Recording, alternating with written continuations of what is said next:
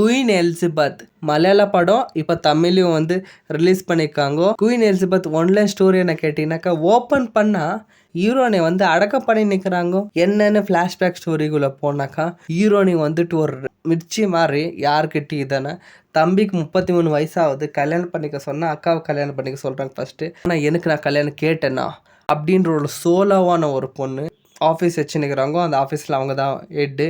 அந்த இடத்துல ஹீரோ இருக்கார். அவங்க வந்துட்டு நம்ம ஹீரோனி மேலே ஒரு பெரிய கண் வச்சுருக்காரு. இந்த நேரத்தில் தான் ஹீரோனிக்கு ஒரு ஸ்டமக் பெயின் வருது. டாக்டர்கிட்ட போனாக்கா கேன்சருன்றாங்கோ, அவ்வளோதான் தேர்ட் ஸ்டேஜுன்றாங்க. கதை முடிஞ்சிச்சுன்னு நினச்சிட்டு ஹீரோனி பணம் எல்லாம் எல்லாருக்கும் தான தர்மம்லாம் பண்ணிவிட்டு இறுதி சடக்கத்தில் என்னென்ன பண்ணுமோ அதுக்கெல்லாம் ஏற்பாடு பண்ணிட்டு கடைசியில் ஹீரோ கிட்ட சொன்னால், ஃப்ரெண்ட்ஸ் இது வரைக்கும் ரிவ்யூ கேட்டிருந்தீங்கன்னா ஓகே, இதுக்கு மேலே போய் மூவி பார்க்குறத பாருங்கள். கிளைமேக்ஸில் ஒரு ட்விஸ்ட் இருக்குது. என்னென்னா அந்த ஹீரோனிக்கு கேன்சர் சொன்னவங்கள யாருன்னாக்கா அந்த டாக்டர் வந்து ஒரு பைத்தியம் உட்காந்துன்னு சொல்லிட்டுக்குது. அதனால் இவங்க ரிஸ்க் எடுத்து இதெல்லாம் பண்ணாங்க. இது லாஸ்ட் 10 நிமிஷம் மட்டும் தான் ரிவ்யூ பண்ணுவாங்க. அதுதான் இந்த படத்தோட மெயின் ட்விஸ்ட்டே. படமெல்லாம் அதை நோக்கி போயிட்டு லாஸ்ட்டு செகண்டில் கொடுத்தாங்க பாருங்கள் பலகமா twist. But okay, movie one time decent watchable தான். இனிமேல் யாருக்காவது எதாவது வயிற்று வலி வச்சுட்டு எதாவது வச்சுன்னா வேறு எதாவது ரீசன் இருக்கும்.